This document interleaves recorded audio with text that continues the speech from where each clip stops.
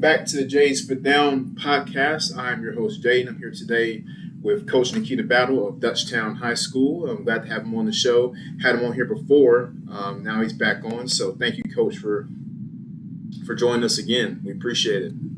I appreciate you having me.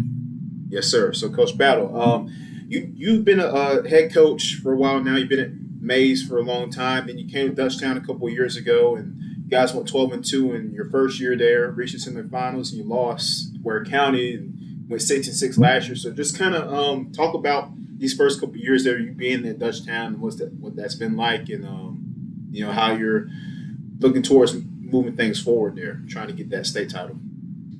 Hey, first and foremost, man, this probably have to be one of the better programs that I ever had an opportunity to coach. I have some great staff members and also some great coaches on the staff that we are able to, do the things that we're doing. When I first came to Dutchtown from Mays, things was kind of, we did a lot of things the same in terms of our mentality and how we attack, in terms of preparation for other opponents. But the thing was, we just had some things that I saw that need. I saw some things that had to be improved, and we worked on that. And just so happened that we were top heavy the first year I got here, meaning that I had a lot of seniors.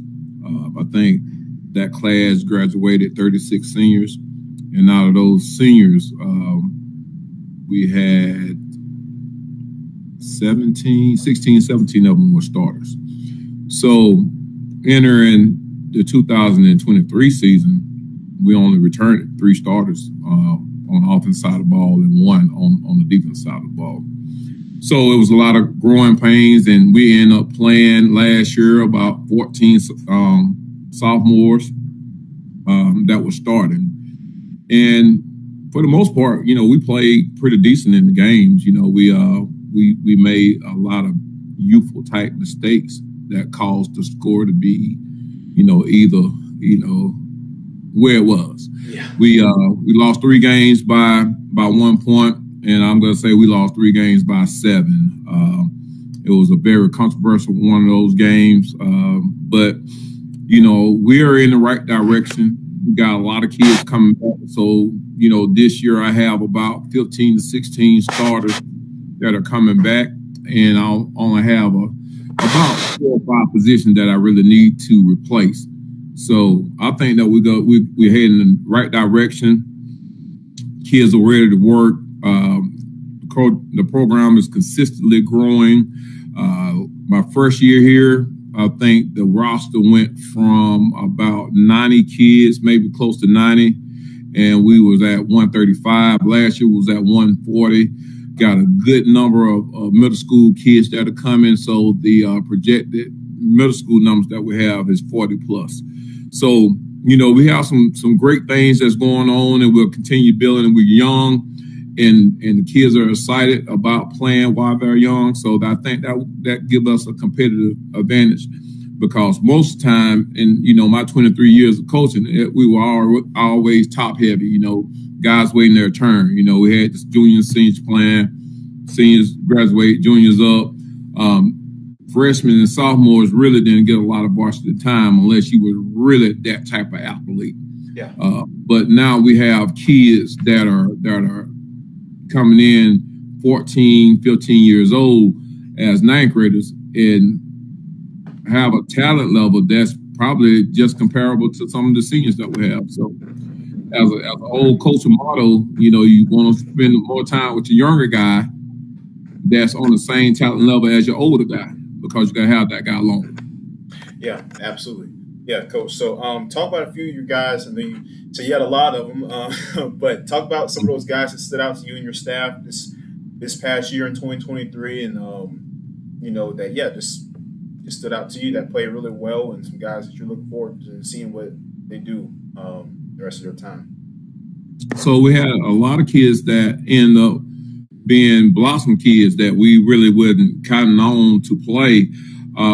One is Rashawn Postel. He was a freshman quarterback for the 9th grade team. his freshman year. And so sophomore year, we put him in the defensive backfield. So he ended up getting around about maybe 10 starts. The first 2 games, he was still competing for a position. Then he found a home around the 3rd game of the season when we played against Jonesboro. And he has took off from this point on. So, he was definitely a guy that we saw true athleticism. Like I said, he was playing quarterback. Now he's playing safety, so he's able to be the quarterback on the defensive side of the ball. Also, Nick Burden was a true sophomore last year. We started that guy as a freshman, so we saw a lot of growth from him. We played him at corner, but around probably about midway through the season, we ended up putting him at one of the safety positions, where I think that he's going to be the next Trey Dean to come out of Dutchtown. Our cornerback positions, we're probably going to be, we lost a senior, and we also lost a guy that transferred, a real good kid that played for us last year. But we have some good kids that are coming back now. So the kids that was playing behind them play a significant amount of varsity snaps. So AJ Walters, Jaden Lemon, and these guys are track guys, and we're talking about some guys that can pick them up and put them down, and they're real good athletes, very good students of the game. I think that's probably going to be one of our most loaded positions next year at defense secondary. Our linebackers was kind of depleted last year, meaning that we had 3 starters that played linebacker, from our hybrid guy to our Mike linebackers and our wheelbacker. However, we have about 4 or 5 guys that consistently played varsity snaps last year that's going to take over those roles. And we actually ended up moving one of the defensive ends that was probably a better athlete to the Mike linebacker position. So everybody that's playing from the secondary up to the middle level linebacker positions that, they have varsity experience. We lost 2 interior guys that played defensive line for us last year. One is going to Albany State, the other one's kind of undecided. However, we have about 3 to 4 guys that are young guys that we're very excited about. They have got big, faster, stronger. They play a significant amount of varsity snaps. I'm looking at pretty much all my defensive linemen probably going to be starting junior. So I have that whole unit for 2 years. I have some younger guys that's going to come in and compete for the position as well. Very excited about some of our 8th grade kids that's coming in, because I think they're going to come in right away and going to be varsity contributors. So we're going to be pretty stout on the defense side of the ball. Offensively, we're replacing our offensive line. We lost 4 seniors that was starters, but pretty much all the perimeter positions, running back positions, we're pretty solid with that. We're just trying to solidify our guys who's going to be our number 1 guys in terms of our offensive line. But we have, a lot of good kids to choose from. And I just really believe, this year, the grind for our team is going to be a lot different than what it was previous year.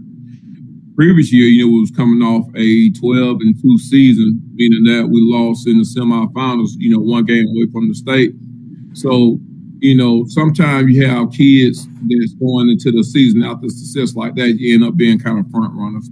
Feel like, you already have arrived, and the grind is not as important as it would probably be like you coming off a 6-6 season like we're coming off now. So I think we're going to get back to our, to the glory of Dutchtown football. We're going to play fast. We're going to hit hard. We're going to still continue to be very physical on both sides of the ball.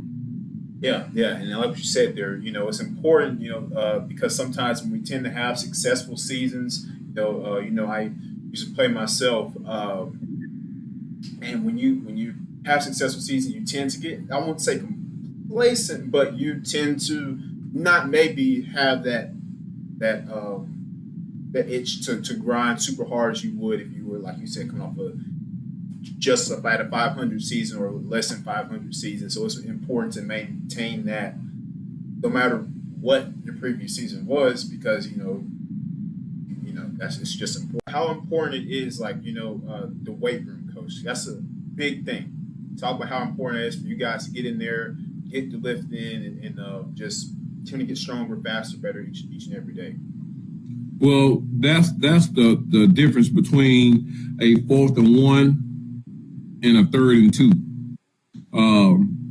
The thing is, we plan on not just doing reps, and getting through the reps. I told the kids this week, and I just came up with a different little mantra. Say, don't get through the workout, get to the workout. It's a mindset mentality. If you get to the workout, that means that you're willing to accept anything that's coming. If you're just getting through the workout, that means that you're just trying to hold on to their life just to finish. I think our kids are hitting it a little harder this year. I can tell by the growth of our kids. The shoulders are getting wider. Also, the kids' chests are sticking out a little more. We do a lot of core exercises, doing a lot of plyometrics. So our kids, I'm seeing our kids being able to be more explosive than what we were before. It's paramount that your kids get into the weight room and how their body transition to the athlete that you need them to become. These kids do a lot of training outside of what you do inside of your four walls. And you see that a lot. There's a grown kind of thing that kids doing now, going to different trainers. But I always tell the kids, say, hey, you get extra work, that's on you. But don't get too much extra work when you're coming in, you can't do my work. Yeah. And I want to make sure that we concentrate on the areas that's going to help the kids, one, have a longer season with less injuries, because a lot of the kids that end up having these injuries become injury prone. It's because they're not spending the time they need into the weight room. Now, my quarterback, he's a 2-year starter going up to a sophomore season. I think he's probably going to end up being the number 2 quarterback in the state, next to, Juju. And he's getting a lot of buzz, a lot of recruitment coming in now. I think probably by the end of the spring, he may have, 15 to 20 Power 5 offers. But he's taking the weight room serious. So when you have your quarterback that's in the weight room, he's lifting and he's taking his shirt off and he's getting after it, that's going to tell you what the mentality of the team is going to be. So most time quarterbacks do not want to lift. They come in and do the band exercises and maybe throw down a medicine ball a couple times and they're out. Yeah. But this kid really is melting that iron on his body, so that's going to be a real good thing for us. Yeah, that's amazing. If the quarterback's in there getting it like that, everybody else is going to, setting that tone. So last little thing here, Coach, before we get off, what advice would you give to coaches trying to get into, young guys trying to get into being a head coach and get into this field, this business? What would you say to them after your experience doing this for a while? So this is it's kind of crazy because I constantly have this conversation. This is a different generation of coaches. I so happen to come up in the old school, where your rankings was, you did 9th grade coaching, and then I, went up to JV, from JV to varsity, back when I first started coaching in 02 and going up to 04, 05, I remember we used to have to drive different places to meet with coaches and trade film on VHS, and develop those relationships that blue collar mentality, and the crazy thing why I say that is because I still, to this day, going into my 23rd year coaching, I still wash uniforms. I still put out water on the field. I still take kids. It's just that grind of knowing that you're making a difference. I see a lot of younger coaches now, they're more tech savvy and X's and O's.